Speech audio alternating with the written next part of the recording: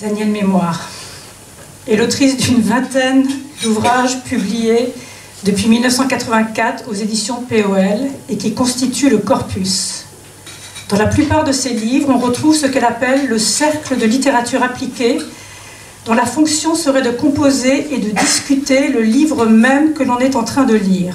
Les membres du cercle, toujours les mêmes, à de légères variations près, sont également les principaux personnages des fictions qu'ils ourdissent, transforment, déplacent, effacent. À chaque livre correspond une forme particulière.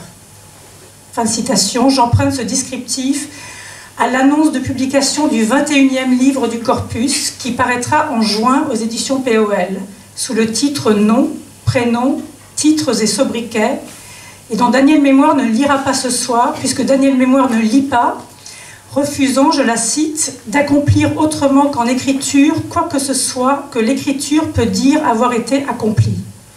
Pour des raisons qu'elle évoque dans la magnifique conférence qu'elle a donnée en octobre 2023 au Centre international de poésie à Marseille, et que je vous invite à visionner si vous souhaitez mieux comprendre sa poétique. Si vous souhaitez des éléments biographiques, je vous recommande son dernier et bientôt avant-dernier livre, Quelques membres de notre cercle, qui consacre une section à chaque année de sa vie passée. Vous y retrouverez le plaisir de voir s'élancer, sinuer, changer de pied, se dévider et retomber avec élégance et imprévisibilité les longues phrases dans lesquelles Danielle Mémoire s'aventure également dans ce qu'elle appelle ses textes in situ ou textes écrits-lus, comme nous sommes, je crois, sur le point de le vérifier.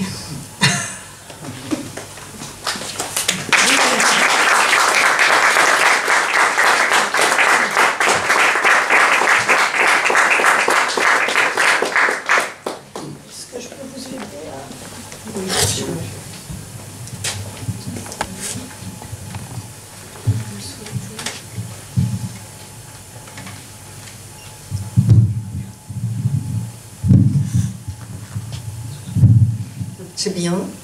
C'est bien, vous entendez? Vous m'entendez? Remercier Abigail, remercier Michael, vous remercier tous, même si je tourne un peu la tête parce que... Bien, oui. vous êtes... Enfin, je ne vais pas être très bien. Non, mais je ne vais pas accorder toute votre attention au micro. Oui.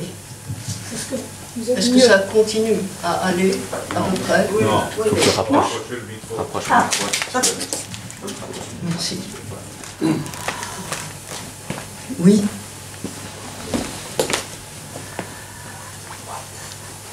Des pages que j'ai écrites à l'exception d'un seul de mes livres dont les chapitres me semblaient pouvoir être regardés comme relevant du théâtre, du monologue, de théâtre et de trois autres livres que j'ai été apparemment la seule à regarder comme ne relevant pas d'autre chose que du théâtre, à ces quelques exceptions près, des pages que j'ai écrites, ce que j'appelle écrire, c'est-à-dire desquelles j'ai pesé chaque mot, la place de chaque mot, chaque virgule, point, tiré parenthèse et retour à la ligne de telle page. Je ne les destine pas à être lus en public, que ce soit par moi ou par quiconque autre que moi.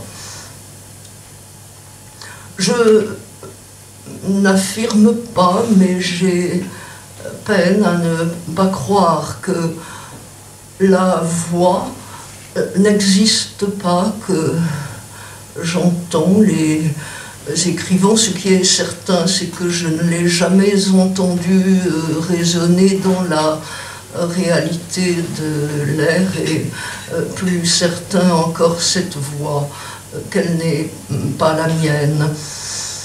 On perçoit certainement là une bonne part de mythologie, de mythologie privée, de l'archaïsme. Si ce que j'avais voulu, c'était non pas du reste absolument éviter toute espèce de mythologie, tout archaïsme, du moins m'en défaire dans la mesure du possible. Je me serais tourné vers la philosophie, ou plus sûrement encore vers les mathématiques, plutôt que du côté de la littérature. Sauf demande expresse des instances invitantes, je ne lis, et désormais plus précisément ne dis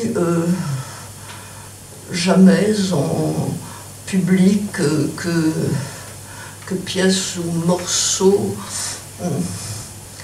spécialement écrits ou plutôt griffonnés. Je n'en pèse pas, en effet, ni je n'en médite chaque mot, la place de chaque mot, chaque virgule, etc. Je ne dis plus jamais désormais en public que pièces ou morceaux spécialement conçus à cette seule fin. Et ils se savent, ces pièces, ces morceaux, et se montrent sachant devoir être dits à voix haute. Ils ne montrent en fait pas grand-chose d'autre. Il comporte, quoique relativement faible, une part d'improvisation.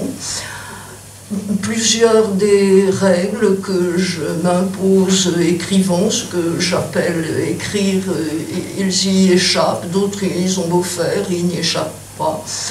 Quelques règles leur sont propres. Pour les parties notées, elles le sont en telle sorte que je n'ai pas en respecté chaque mot, la place de chaque mot, la ponctuation.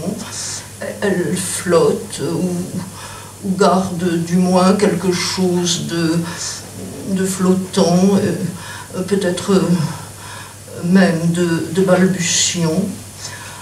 Je ne destine pas de telles pièces à la publication.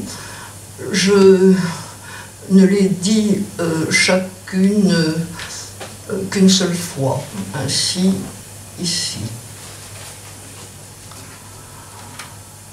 J'ai évoqué en commençant ce livre dont les chapitres me semblaient relever du théâtre. Il m'est arrivé de les lire en public, et cela non sans force gestes, gesticulations, effets appuyés, grimaces, éclats de voix. On est avec devant soi un certain nombre de vies possibles, mais possibles chacune, sinon absolument à l'exclusion de toutes les autres, à l'exclusion du moins de la plupart. Le temps ne nous est pas donné de les vivre toutes successivement. Plusieurs sont entre elles incompatibles. Des fictions n'ont guère de sens qu'à s'efforcer de pallier ce qu'il se peut qu'il en résulte d'un sentiment de manque. Parmi les vies auxquelles j'aurais cru pouvoir prétendre, je parle non pas d'aventure, mais du choix d'une condition qui est un peu autre chose et un peu plus qu'un métier. J'aurais bien vu celle de comédienne. Je n'ai pas lieu de croire que quiconque parmi vous compte au nombre de ceux qui prennent à entendre une confession publique un plaisir de mauvais aloi, et je ne m'en dispose pas moins à le confesser, je le confesse.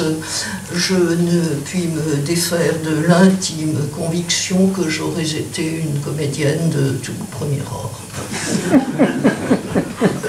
Gide, au genre près, et pour ceux qui le concernent, avait la même conviction.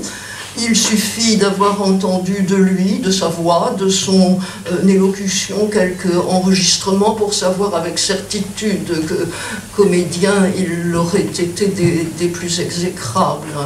Un cabotin, une cabotine.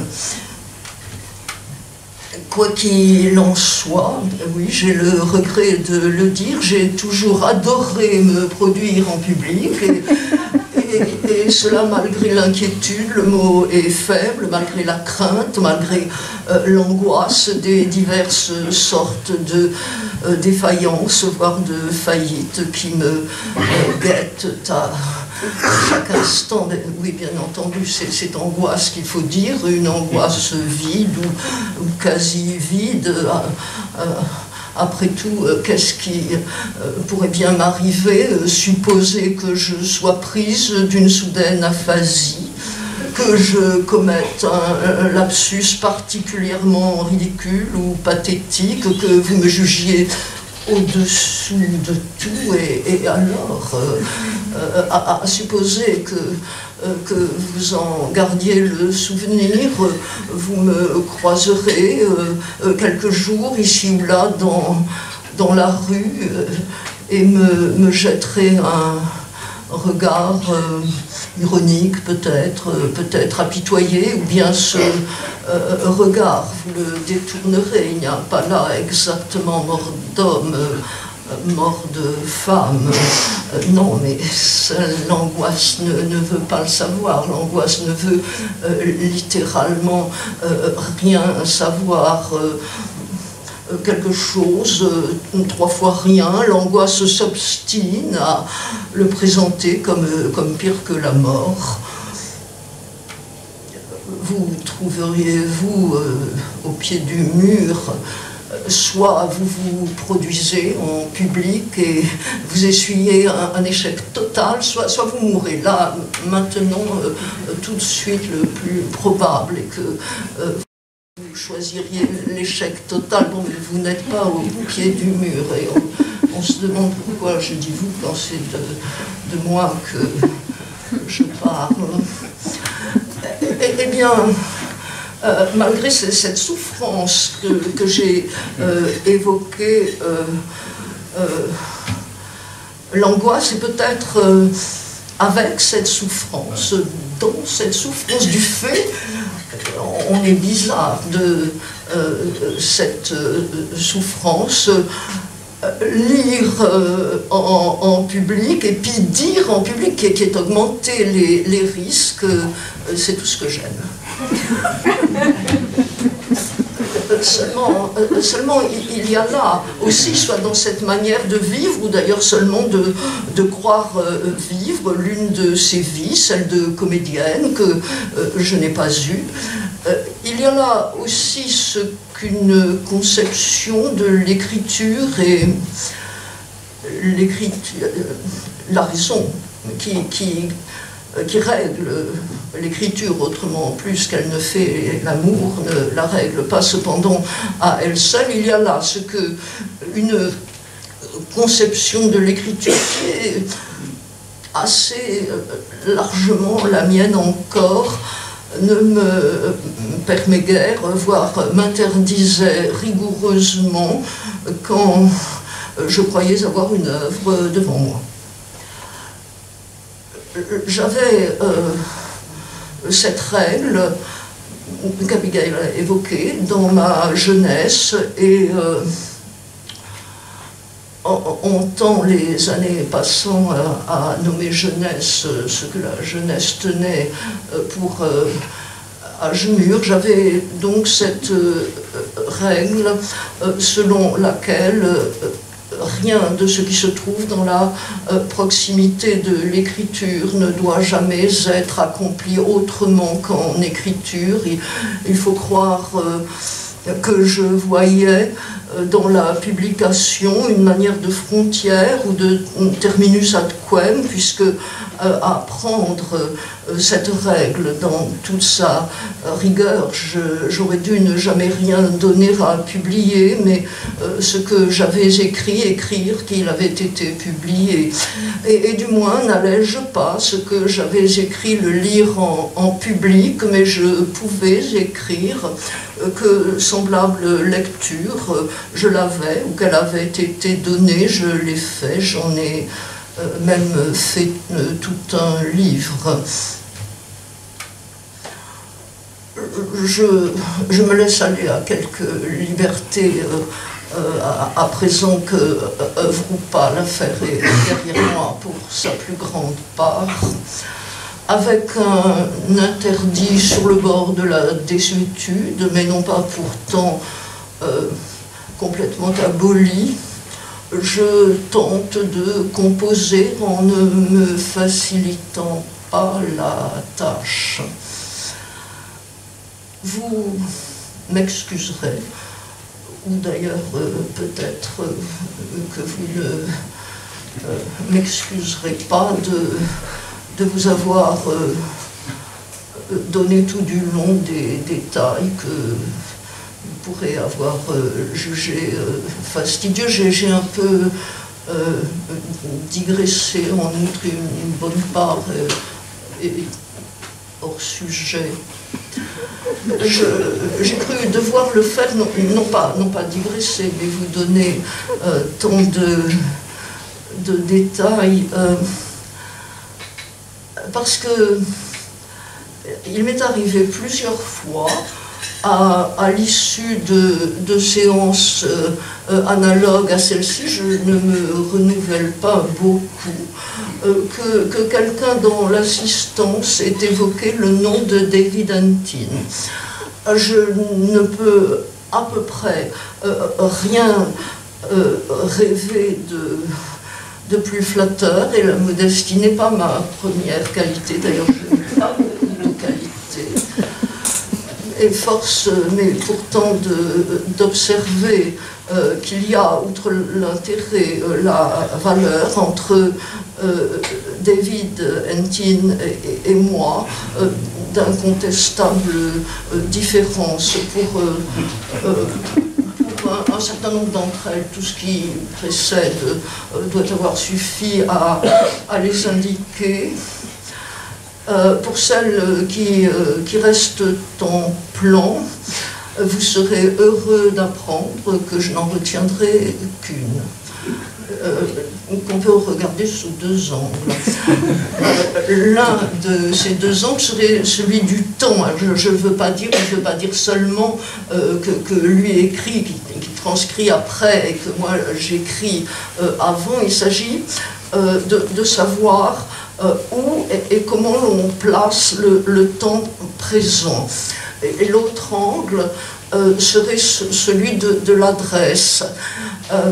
Je vais devoir vous infliger ma propre traduction. Je sais que ce n'est vraiment pas le moment, mais je n'avais sous la main de David Antin que ouvrage en anglais, et je ne peux pas me permettre de vous donner à entendre mon anglais.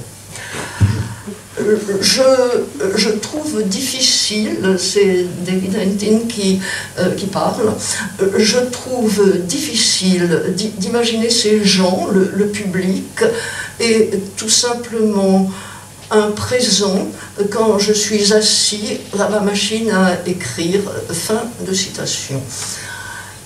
Quand je suis assise, pour ma part, à ma machine à écrire, à mon ordinateur, ce que je trouve difficile, c'est de ne pas imaginer un temps présent, et même je ne peux pas du tout ne pas l'imaginer. Le texte que j'écris, ou duquel je prends note, en vue de le dire, c'est en train d'être dit qu'il se conçoit et se compose. Il a pour présent le présent même de son énonciation, et je l'imagine, qui plus est, et il me faut l'imaginer s'énonçant en chaque instant dans les circonstances que je me représente comme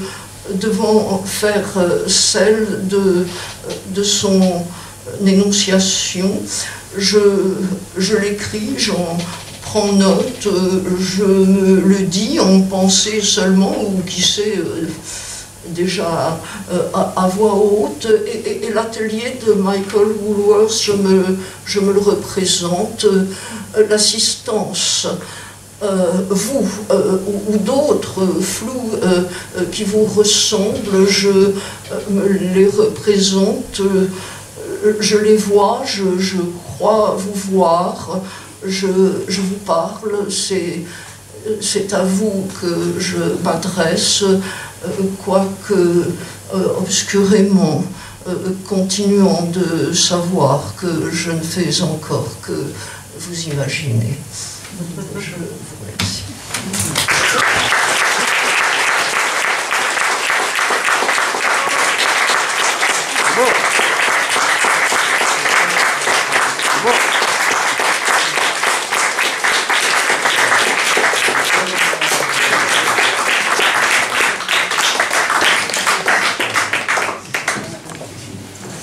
Daniel. Merci infiniment, Daniel. Merci beaucoup, Tan. Merci à vous tous d'avoir été là, à la fois dans l'imagination de Daniel, mais aussi bien présent en chair et en os aujourd'hui. Merci, Michael et l'atelier. J'annonce juste les nombreuses prochaines lectures à venir. Le vendredi 31 mai, à la fin de la semaine, nous avons une lecture organisée par Léon Prado et la revue Transat avec 5 jeunes poètes transatlantiques des États-Unis, du Royaume-Uni et de France et leurs traductrices. Jeudi 6 juin, ce sera Liliane Yvonne Bertram et Laure Gauthier. Jeudi 13 juin, Liliane Giraudon, Aurélie Olivier et Vincent Brocard. Et jeudi 27 juin, dernière lecture de la saison, elles auront toutes lieu ici. Etaine Sfer, Valérie Schwing et Johanna Skipsrod. Je vous souhaite une bonne soirée et à bientôt. Merci.